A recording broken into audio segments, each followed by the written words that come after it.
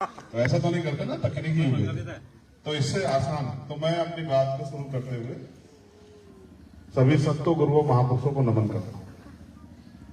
ये अच्छा है मेरे लिए कि आज मैं इस गांव में अपनी बात रखने के लिए, क्योंकि इस गांव में जो मंच है इस पर बहुत सीनियर लोग बैठे हैं, चाहे वो धर्मपाल भाई, पप्पू भाई, चाहे वो प्रधान जी, ओमपाल जी, खजानदार जी और तमाम जितने भी जिम्मेदार लोग हैं, ये सब मुझसे उम्र में भी बड़े हैं और इन्होंने मुझसे ज्यादा पहले इस आंदोलन में काम किया। आज जिस काम को मैं कर रहा हूं मुझसे पहले इन्होंने इस काम को लंबे समय तक किया। मेरे बारे में अगर आप, पता नहीं आपने टीवी से क्या जाना है, अखबार से क्या जाना है, फोन से क्या जाना है, मेरा जन्म हुआ है उस गांव का नाम है छुटवन। अब वो कस्बा हो गया है, गांव नहीं रहा। मेरे पिताजी प्राइमरी स्कूल में हेडमास्टर थे, पहले सहायक करता है, फिर अध्यापक, फिर वो हेडमास्टर रिटायर है। 2004-5 की बात है कि हमारे यहाँ पहली बार शोभा यात्रा निकली। और आप जानते हैं, आप गांव में जिम्मेदार लोग हैं, जहां शोभा यात्रा नहीं निकलती, पहली बार निकलती तो प्रशासन मना कर देता है कि भाई नई परंपरा नहीं होगी। हाँ, नहीं परंपरा। क्यों भाई वकील साहब वैसे होता ना, ये कुछ इधर तुम काम करने वाला आदमी पीछे कहाँ खड़े रहते साइड में। तो मगर हमारे लोगों ने, स्पेशली मेरे पिताजी ने कहा कि भाई देखो, जब सब लोग निकलते तो हम भी निकालेंगे, चाहे कुछ भी हो जाए। तो पुलिस ने कहा आप निकाल लो, हम जिम्मेदार नहीं।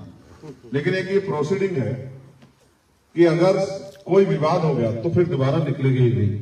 तो मेरे पिताजी ने, मैं स्कूल से आया था, मेरे पिताजी ने मुझे फोन किया कि भाई चंद्रशेखर आप अपने साथियों को लेके आ जाओ, क्योंकि शोभा यात्रा तो निकालना, क्योंकि ये हमारे मान सम्मान का मामला। जिनकी संख्या इतनी सी वो भी निकालते हैं, और हम तो बहुत संख्यक लोग हैं, तो हम क्यों ना निकालें। लेकिन शर्त यह है कि पुलिस सहयोग नहीं करेगी, आपको अपने बलबूते निकालना। अगर एक बार शोभा यात्रा में कोई गड़बड़ हो गई तो दोबारा शोभा यात्रा कभी निकलेगी नहीं, ये समझ के चलना।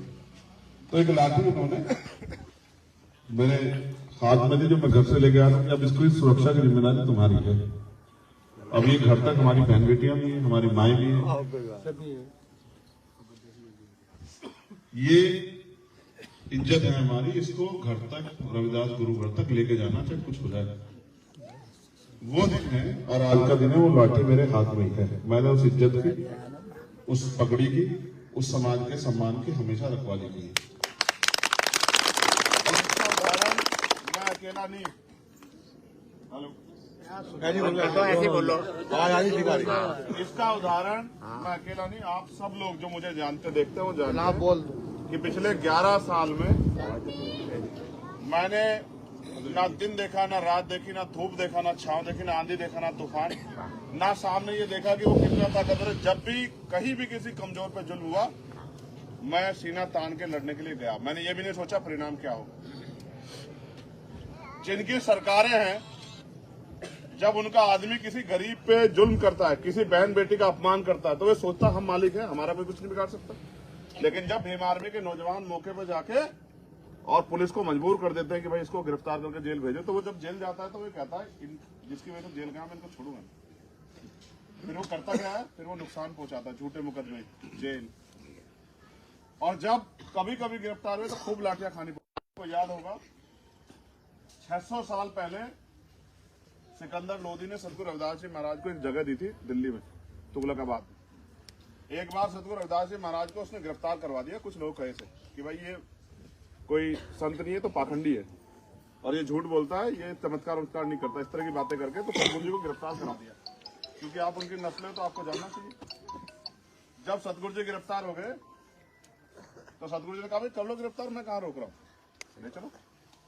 लेकिन कुदरत की ऐसी अनुकंपा हुई कि जहां भी सिकंदर लोदी जाए उसको सतगुरु जी दिखाई दे हर आदमी। अंत उसकी समझ में आया कि उसने किसी बहुत विद्वान, जिम्मेदार, समझदार और बहुत बड़ी ताकतवर किसी शख्सियत को बंदी बना लिया। तो वो सतगुरु जी के पास गया, जाके माफी मांगी, सतगुरु जी मुझसे गलती होगी, मैं माफी चाहता हूँ, मगर मैं ये चाहता हूँ कि आप यहाँ कुछ दिन रुक के जाना। तो एक जमीन उसने सतगुरु जी को दी। जैसे आपके यहाँ कोई बहुत पहुंचे हुए आदमी आ जाए ना, तो आप अपनी तरफ से कहोगे भाई आप ये वाला स्थान रख लो, भाई ये यहाँ आपसे मुलाकात हो जाएगी। तो सतगुरु जी वहां लगभग 6 महीने करीब रहे। एक सरोवर भी था वहां। तो वो जमीन डीडीए ने हड़प ली, केंद्र सरकार के सारे। तो फिर उसमें आंदोलन हुआ तो हम 96 लोग जेल गए। पूरे दिन दिल्ली बंद रही। आज तक इतिहास में नहीं हुआ, आप पता करवा लेना। और सुप्रीम कोर्ट ने अपना कोई फैसला नहीं पलटा था तब तक। सुप्रीम कोर्ट ने अपना फैसला पलटा। सुप्रीम कोर्ट का ऑर्डर था कि इस जमीन को खाली कराओ। वो गुरु घर की जमीन सुप्रीम कोर्ट ने वापस दी, लेकिन उसकी कीमत चुकानी पड़ी। जब पकड़े गए तो ऐसी लगी होंगी कम से कम 250 लाठियां। खूब लाठियां मारी उन्होंने जी भर के, खूब जितना अपमान कर सकते किया, लेकिन हमने सब सहा, क्योंकि बात समाज के सम्मान की। आज भी अभी मैं 4 दिन पहले औरैया गया, वहां एक व्यक्ति की हत्या कर दी। उसकी पत्नी ने, उसके बच्चे ने वीडियो बनाई कि भैया आप आ जाओ। तो जब भी किसी के साथ दुख तकलीफ होती है तो मैं यहाँ से तकलीफ महसूस करता हूँ। मुझे लगता है मेरा परिवार, मैं ये नहीं समझता कि जिस माँ की पेट से मैं जन्म लिया वो मेरा परिवार है। मैं समझता हूँ ये मेरा परिवार है जो मुझसे प्यार करता है। तो मैं अपनी तरफ से पूरी कोशिश करता हूँ जो भी कर पाऊँ। मैं अम्पाल जी से भी कह रहा था कि मेरा बस चले तो मैं अपने खून का एक कतरा इनके नाम निछावर कर दूं, लेकिन उससे इनकी जिंदगी में क्या बदलेगा। मैं भी इस लड़ाई को इसलिए लड़ रहा हूँ। आप देखो, नेता सीबीआई ईडी इनकम टैक्स से भाग जाते नहीं भाग जाते। एक झुकटा मुकदमा जेल हो जाए तो पार्टियां बदल लेते हैं। अगर मुझे इस आंदोलन की परवाह नहीं होती, जो आंदोलन आप लोगों ने सींचा साइकिल पर घूम घूम के, जिस आंदोलन को आपने अपने बच्चों का पेट काट काट के ताकत दी, तो मैं भी किसी दल का मेंबर बन जाता। सही बात। एमपी बन जाता, एमएलए बन जाता, मंत्री बन जाता, मौज काटता। क्यों धक्के खाता फिरता रात को? सही बात। लेकिन ये विचारधारा जिंदा रहे, जिस विचारधारा को हमसे पिछले लोगों ने छोड़ दिया, ये विचारधारा जिंदा रहे, बाबा साहब का नाम जिंदा रहे, काशीराम साहब का संघर्ष जिंदा रहे। इसलिए हमने इस आंदोलन को पुनः खड़ा करने के लिए प्रयास किया, उसकी कीमत चुकाई। 16 महीने जेल काटी, 2 बार तिहाड़ काटी, खूब लाठियां खाई, खूब मुकदमे झेले। इतनी उम्र नहीं मेरी जितने मुकदमे मेरे ऊपर। महीने में जितने दिन नहीं होते उससे ज्यादा मुकदमे। रोज तारीखों पे अगर चाहता रहूं तो काम में नहीं हो पाएगा। और जब और लोगों से नहीं रुका तो फिर गोली भी चलाई, 4 गोली भी चली। एक गोली यहाँ इसको चीर के निकली आपके खून को, उससे भी बच गया क्योंकि सतगुरु जी का खूब आशीर्वाद है, क्योंकि मैं कोई गलत काम नहीं करता। मैं तो कहीं जाता नहीं। आपने कहीं देखा मुझे कहीं और माथा टेकते? आप बता दो ईमानदार से, जिसने देखा आप बताओ, कहीं देखा आपने मुझे माथा टेकते? नहीं। मैं जाता हूँ तो वहीं और वहीं माथा टेकते, क्योंकि मेरे पिताजी बचपन में मेरे हाथ में वो लाठी देके चले गए और वो गुरु घर देके चले गए कि भाई ये है हमारे, जिनकी वजह से हमारा वजूद है। तो मैं तो अपनी जिम्मेदारी पे खड़ा हूँ, और उस दिन भी खड़ा था और आज भी खड़ा हूँ। ये चुनाव लड़ने का भी फैसला हम लोगों ने इसलिए लिया क्योंकि लोकतंत्र में आज तो ऐसा होगा जिसकी लाठी उसकी भैंस। भाई काशीराम साहब ने कहा, मैं काशीराम साहब को अपना गुरु मानता हूँ। गुरु का दर्जा पिता से बढ़कर होता है। अभी आप महसूस करो, एक संत ने कहा, अब वो संत है, मैं संत मानता तो होनी, कि मरे मुलायम काशीराम प्रेम से बोलो। ये पूरे चर्चे हुए। अब तो किसी का मुंह खुला क्या कि क्या काशीराम साहब के बारे में कोई इस तरह के अपशब्द कहे तो उनके खून को तकलीफ नहीं होनी चाहिए? जो उनके बड़े बड़े नाम लेते हैं, उनकी विरासत संभाल रहे हैं, उनके दावे करते हैं, उनको तकलीफ हुई क्या एक बार भी? किसी के मुंह से एक शब्द निकला क्या? अकेला चंद्रशेखर आ जाता जिसने कहा कि इसे पाखंडी को समझा लो, वरना चमड़ा उतारना भी जानते हो, उसका जूता बनाने भी जानते हो, सर पे पटकना भी जानते हैं।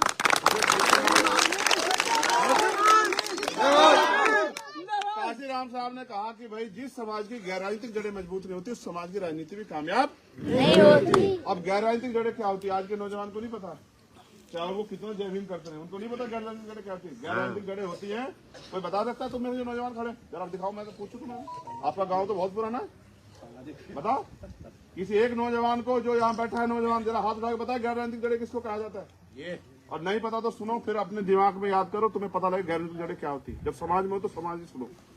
गैर राजनीतिक जड़ें होती है समाज की सामाजिक स्थिति कि उस समाज के साथ उसकी सामाजिक स्थिति क्या है, उसके साथ छुआछूत भेदभाव तो नहीं होता, उसके साथ ऊंच नीच तो नहीं होती, उसकी सामाजिक स्थिति, उसका सामाजिक स्टेटस क्या है कि अगर उनकी बच्ची को जा रही है तो उनको कोई अपमान कर सकता है नहीं कर सकता?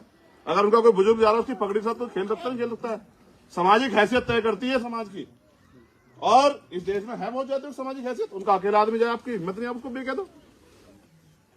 और आर्थिक स्थिति, जिनके घरों में मकान भी नहीं थे उनकी आर्थिक स्थिति क्या होगी? जिनके पास खाने को रोटी भी नहीं, उनकी आर्थिक स्थिति क्या होगी? ये होते हैं गैर राजनीतिक जड़ें। उस समाज की सामाजिक स्थिति और समाज की आर्थिक स्थिति की उन पे कितने साधन संसाधन है। सच ये है कि साधन के नाम पे हम पे जीरो है। जो थोड़े बहुत नौकरी वोकरी लग गए उन्हीं के पास कुछ है, बाकी सब लोग तो अगर मेहनत मजदूरी ना करे तो उनके बच्चों को रोटी नहीं मिलेगी। ये है कड़वा सच। और जिसको शादी करनी पड़ती है ना, अभी मैं गांव में गया था, पीछे कौन सा गाँव था ठेला, एक महिला मुझे आंख में मिली, मैं नहीं कहना चाहता, उसने मुझसे कहा भाई मेरे बिटिया की शादी है 5-6 मार्च और हम बहुत गरीब हैं। 70 साल में हम यहाँ तक पहुंचे कि अगर बेटियों की शादी करनी पड़ती तो हमें कर्ज लेना पड़ता है, अगर बेटे को पढ़ाना हो तो हमें जमीन बेचनी पड़ती। ये है हालात। तो आर्थिक जड़ें आप देखो, जिस समाज की राजनीति आज मैं कर रहा हूँ उस समाज की हालत देखो। तो ये लड़ाई अभी बहुत अधूरी है। जिन लोगों पे आपने वादा किया, भरोसा किया, जिन लोगों को आपने साथ दिया, उन्होंने आपको ठग लिया। मैं उनको बुरे नहीं कहूंगा, उन्होंने जितना करना था कर दिया, लेकिन क्या यहीं से हमारे घर बार कारोबार ठीक हो गए? क्या आज हमारी आर्थिक स्थिति इतनी मजबूत होगी कि हमारे लोगों को रोटी कपड़े मकान की दिक्कत नहीं है? आप अपने मन में सोचो। भी ओमपाल जी को मैंने बताया कि ये जो हवाई जहाज जा रहा है, ये देहरादून से लखनऊ जा रहा है, इस हवाई जहाज में बैठने कितने लोगों की हैसियत बन पाई? कितने लोग घर 4 गाड़ी पहुंच पाई? कितने लोग घर में सुख सुविधा आ पाई? अभी तक सच ही है, आपके गांव में भी होगा, बहुत सारे मकान ऐसे होंगे जिनका प्लस्टर नहीं होगा। आप चेक कर लेना जाकर सुबह को, ठीक है? तो अभी हमारी आर्थिक स्थिति कहाँ? जो कुछ हमने पैदा किया अपनी मेहनत के दम पे पैदा किया, लेकिन बाबा साहब हमें वोट का अधिकार दिला गए थे। इस वोट के जरिए भी तो हम ताकतवर बन सकते हैं अगर हम अपनी वोट का सही इस्तेमाल करें और ताकतवर बनाए अपनी वोट को, और मिलजुल के ताकतवर किसी आदमी को सौंप दे। वो अगर अपने पैरों पर कुर्सी पे बैठ जाए तो कलम की ताकत से हमारी जिंदगी नहीं बदल सकता। तो मैं तो इसलिए घूम रहा हूँ, मेरी समझ में आया कि बाबा साहब ने कहा पॉलिटिकल पावर द मास्टर की, राजनीतिक सत्ता की जो चाबी है वो आपके सारे परेशानियों को हल कर सकती है। और उन्होंने ये भी कहा कि राजनीति में हिस्सेदारी नहीं करोगे तो सबसे बड़ा नुकसान ये होगा, अयोग्य लोग आप पे शासन करेंगे। तो आज जिन लोगों पे घर नहीं चलाना आता वो देश चला रहे हैं, जिन लोगों ने जिन्हें चाय पत्ते के दाम नहीं पता वो प्रदेश चला रहे हैं। तो फिर भाई फिर तो इस प्रदेश की जनता को मुसीबत उठानी पड़ेगी। पेपर लीक हुआ नहीं हुआ आप बताओ मुझे? सारे बच्चों ने भरा दिया होगा ना पुलिस का पेपर। अब 4-4 महीने 6-6 महीने मेहनत करके पेपर देने गए तो पेपर लीक हो गया। अब क्या कर लोगे भाई? लीक हो गया पेपर। 400 रुपए के हिसाब से 48 लाख बच्चों से 2 अरब से ज्यादा रुपए इकट्ठा हुए सरकार के खाते में, और आपके हिस्से में आए जूते। ठीक है, आप गए पूरी मेहनत करके, पैसा खर्च करके, सारे काम छोड़ के पेपर देने, और उन्होंने अपने लोगों को पेपर थमा दिया। लो भाई तुम लोग ये लोग क्या करेंगे? सच ये है कि जिनका राज होगा उन्हीं के लोग ताकतवर होंगे, उन्हीं को जमीन मिलेगी, उन्हीं को रोजगार मिलेगा, उन्हीं को लोन मिलेगा, उनके अधिकार बचेंगे और उन्हीं की बहन बेटियां सुरक्षित रहेंगी। आज भी एनसीआरबी का डाटा कहता सारी पुलिस सब कुछ है, 50,000 महिलाओं से रेप हत्या होती। कौन है वो महिला आपको पता है? हमारी माता बहन, हमारी बहन बेटियां हैं, दलित पिछड़े वर्ग की, आदिवासियों की, मुसलमानों की। उनकी रक्षा हम नहीं कर सकते तो हम कितने बड़े ताकतवर हैं बताओ? आज हमारा नौजवान, सच सुनोगे आप, आज हमारा नौजवान सुबह शराब पीता है और पूरे दिन नशे में रहता है, और वो ये कहता है कि मैं अपने घर को संभाल लूंगा। जो आदमी खुद को नहीं संभाल सकता वो समाज को संभाल लेगा? आज हमारा 10 साल का बच्चा गुटखा खाता है, तंबाकू को खाता है, बीड़ी पीता है। अगर कहीं सतगुरु रविदास जी महाराज इसको कह के गए हो तो आप करो इस काम। अगर बाबा साहब अम्बेडकर कह गए तो करो इस काम को। बाबा साहब घर को आए हनु करा। अरे ये बहने अपने आप सोचो, ये शराब पी के एक्सीडेंट में कहीं मरेंगे तो आप लोग भी चिल्लाओगे। माँ बाप के सुनते नहीं तो क्या करें? अगर हम पे ताकत हो तो हम इसमें कुछ बदलाव करें। तो हम उसी ताकत को लेने के लिए घूम रहे हैं, गली गली घूम रहे हैं, लोगों को तैयार कर रहे हैं, क्योंकि इस देश में आज पैसे वाले राज कर रहे हैं। पैसे वाले जो चाहते हैं वही होता है। ठीक है, अब पैसे वालों के चक्कर से हमारी जिंदगी नहीं बदल सकती, तो हमें अपनी ताकत बनानी पड़ेगी। पिछली बार आपने ताकत बनाई तो ताकत बनी तो बहुत सारी चीजें, लेकिन फिर उस पर दुश्मन चिपक गए तो वो ताकत दुश्मन के काम है, आपके काम नहीं है। कहते थे साहब, जिनके पास दल नहीं होता उनके पास बल नहीं होता, जिनके पास बल नहीं होता उनकी समस्याओं का हल नहीं होता, और जिनके पास नेता नहीं होता उनके पास कुछ नहीं होता। आपने बताओ कौन सा नेता बना? आप बताओ, अगर आपने कोई नेता तैयार किया? आज तो भेड़ बन गए हमारे लोग, इसके पीछे भागते उसके पीछे भाग के देखो, अपने बाप को बाप कहोगे तो ठीक रहेगा, दूसरे के बाप को बाप कहोगे तो जैसे उसका मतलब निकल जाएगा, फिर वो लात मारे। ठीक है, मैं तो पढ़ा लिखा आदमी हूँ, मैं भी कोई रोजगार कर सकता हूँ। मैंने तो अपना जो है विदेश का कैरियर छोड़ा। किस वजह से? एक बात है बस मेरे दिल में लगी, मेरे फादर ने मुझसे कही थी कि भाई सब लोग अपने जीते, कोई समाज के लिए कुछ करता नहीं। मैं तो उस काम को कर रहा हूँ, आज भी कर रहा हूँ। सुख सुविधा की राजनीति भी नहीं करता। आप देखना, मैं रात को 1:30 बजे पहुंचूंगा। आपका कोई नेता मुझे दिखा दो, विधानसभा वाला भी जो 1:30 बजे जाता हूँ। कोई रोटी देता तो खा लेते हैं कि भाई घर से तो लेके चलते हैं, कोई देता खा लेते हैं, कोई पानी पिलाता पी लेते हैं। मगर एक आग है कि कब तक इस गरीबी बेबसी को हम लोग झेलते हैं। भाई साहब नमस्कार। पर एक चीज है जो तुम समझा रहे हो, इनके दिमाग में कोई बात नहीं आ रही। मैं बुढ़ा आदमी हूँ।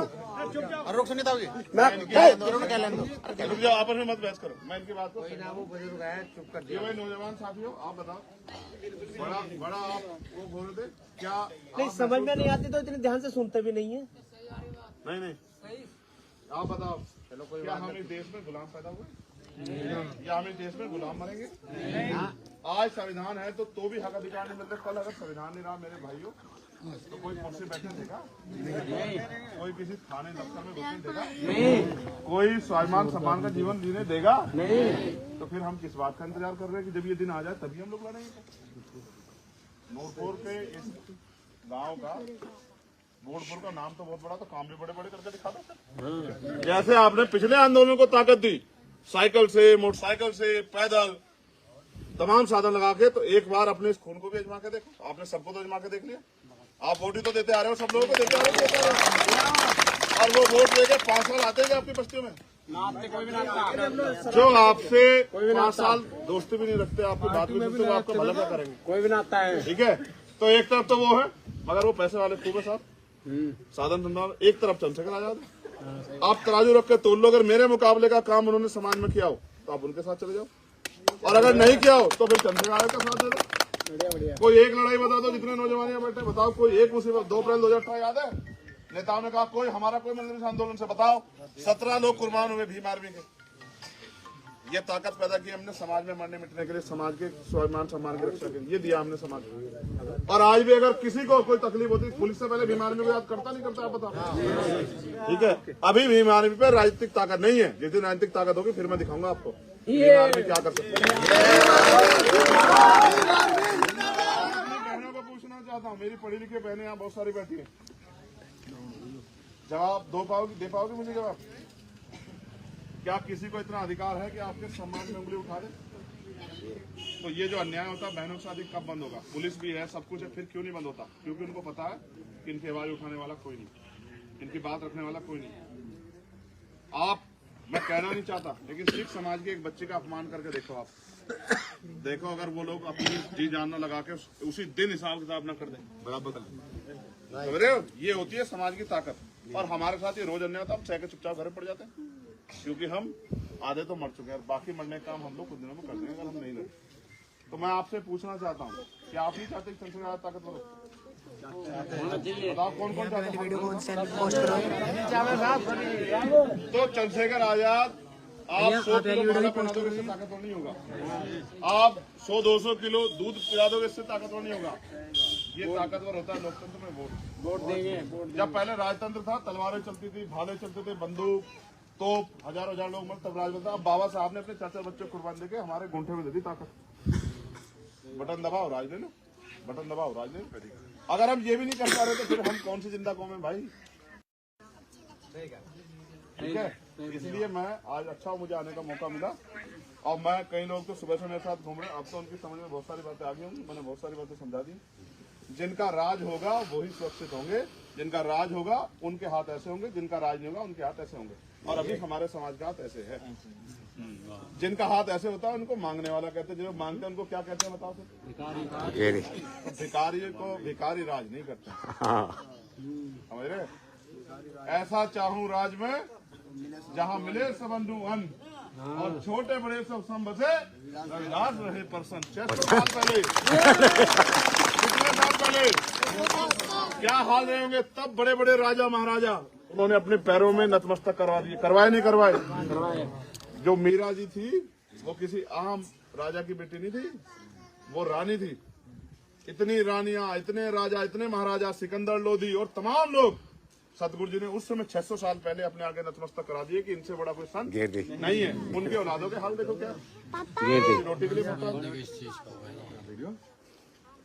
ऐसा चाहूं राज में जहां मिले सबन्नु अन्न, और छोटे बड़े सब सम बसे, ऐसा राज जहां कोई छोटा बड़ा ना हो, कोई ऊंच नीच ना हो, कोई भय ना हो, किसी का जुल्म ना हो, किसी का जाति ना हो, कोई ऐसा ना हो जो भूखे पेट सोए, कोई ऐसा ना हो जो बिना छत के सोए। कोई ऐसा ना हो जिसके बाद पहनने के लिए कपड़े की दिक्कत हो, किसी बहन बेटी का अपमान ना हो, चोरी ना हो, किसी की हत्या ना हो। ऐसा राज आना चाहिए। उस राज को नाम क्या दिया उन्होंने? बेगमपुरा राज। कौन सा राज? बेगम का संधि विच्छेद करो। बेगम यानी कि जहाँ कोई गम ना, गम का राज। तो वो लाएगा कौन? भाजपा के लोग ना, वो राज वो ही लाएगा जो सतगुरु रविदास जी महाराज को विचारधारा को।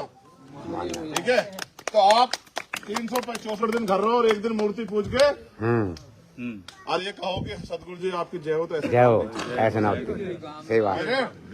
364 दिन आपको सुबह उठते तय करना पड़ेगा कि हमें इस देश में राज करने वाला समाज बनना है। हाँ। जब आप अपने मन में सपना पैदा कर लोगे, जैसे मैंने पैदा कर लिया है, हाँ। तो फिर वो दिन दूर नहीं कि राज भी आधा है। ठीक है। इस देश में चाय बेचने वाले राज कर सकते हैं, नहीं कर सकते। वैसे तो कहते हैं कि फकीर हैं हम, हाँ वैसे 10 करोड़ का सूट पहनते हैं। हाँ, मशीन पर गुत्था लगा रहा और उसका लग रही तू इसमें आप जवाब नहीं दे पाओगे। आप दो जवाब अच्छा है बताओ। पिछली बार आपने किसे वोट दिया था लोकसभा में? बताओ। जीता कौन? नहीं, झूठ बोल रहे हैं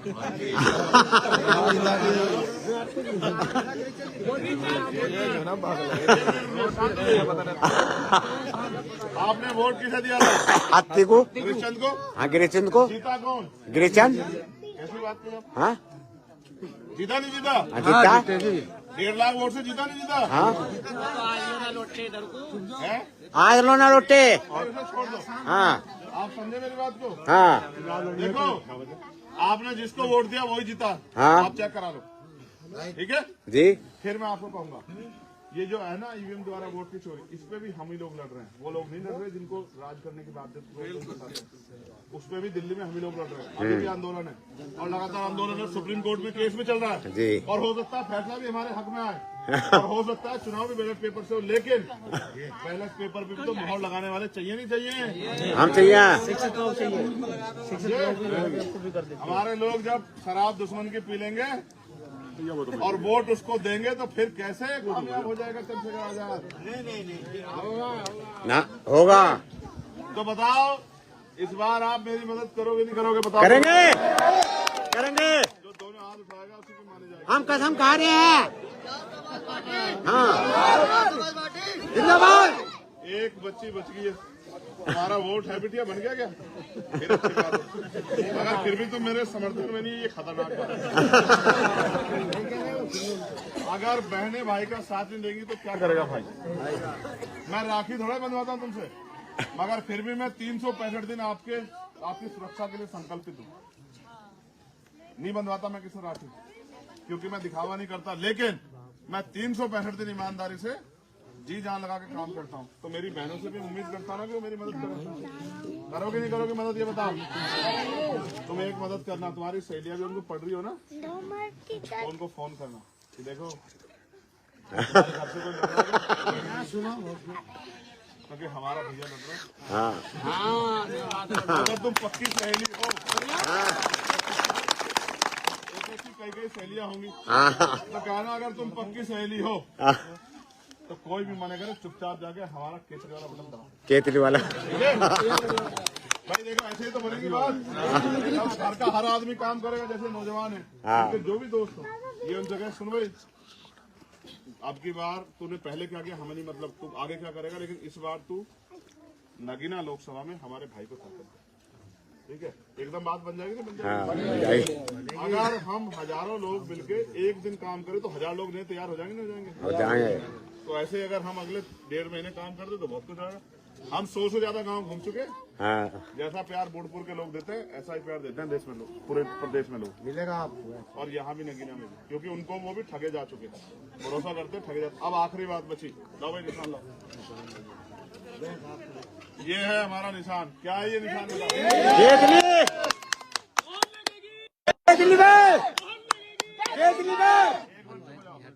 अभी अधूरी बात हो जाएगी।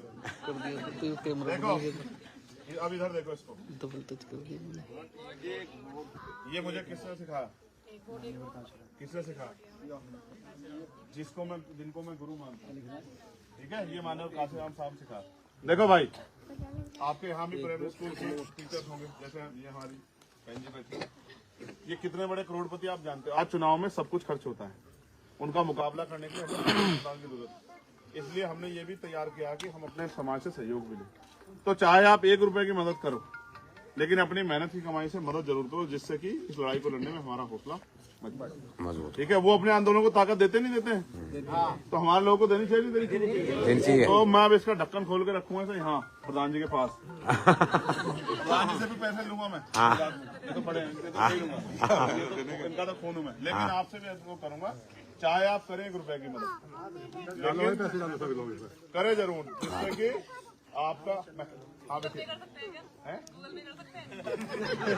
केंद्रीय में गूगल पे लगा हुआ है। कोई बात नहीं, फिर ले लूंगा किसी छोटी बहन, ठीक है। तो अभी तो जो लोग यहाँ हैं उनसे अपील करूंगा कि वो आगे बढ़ के आए और अपनी मेहनत कमाई से चाहे 1 रुपए का योगदान करें, लेकिन इस आंदोलन में योगदान जरूर करें, ठीक है। दूसरे कौन जाना